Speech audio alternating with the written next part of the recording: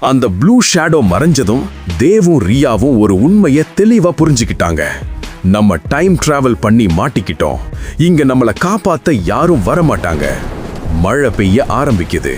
தங்குறதுக்கு ஒரு இடம் தேடி அந்த டார்க் ஃபாரஸ்ட்ல ஓடி ஒரு பெரிய இருட்டான குகைக்குள்ள நுழையறாங்க.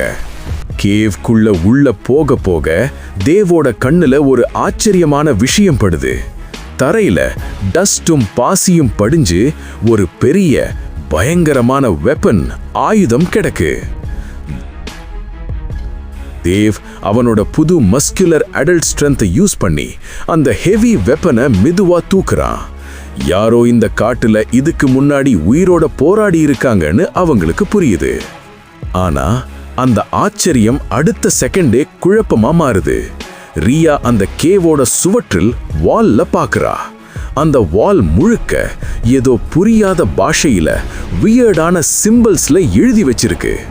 ரெண்டு பேரும் அந்த எழுத்துக்களை பார்த்து கன்ஃபியூஸ் ஆகி நிக்கிறாங்க. இது ஏலியன் லாங்குவேஜா இல்ல அந்த டார்க் மான்ஸ்டரோட லாங்குவேஜா? ஒண்ணுமே புரியல. அப்போதான் ரியாவோட கண்கள் அந்த வால்ல இருக்கிற ஒரு ஸ்பெசிபிக் டிராயிங் மேல விழுது. ஒரு சிவப்பு நிற கல், a red gem. ரெண்டு பேருக்கும் திடீர்னு ஞாபகம் வருது. அவங்க ரூம்ல அந்த ரெட் வர்டெக்ஸ் ஓபன் ஆகிறதுக்கு காரணமே இந்த ரெட் ஜெம் தான். நம்மள இந்த நிலைமைக்கு கொண்டு வந்ததும் அதுதான். நம்ம திரும்ப போக வழியும் அதுதான். இந்த நரகத்துல இருந்த தப்பிக்க தேவும் ரியாவும் அந்த ரெட் ஜெம்மை தேடி போக முடிவு பண்ணிட்டாங்க. ஆனா அந்த ஜெம் எங்க இருக்கு? நெக்ஸ்ட் பார்ட்டை பார்க்க உடனே நம்ம சேனலை சப்ஸ்கிரைப் பண்ணுங்க. மறக்காம பெல் ஐகானை கிளிக் பண்ணுங்க.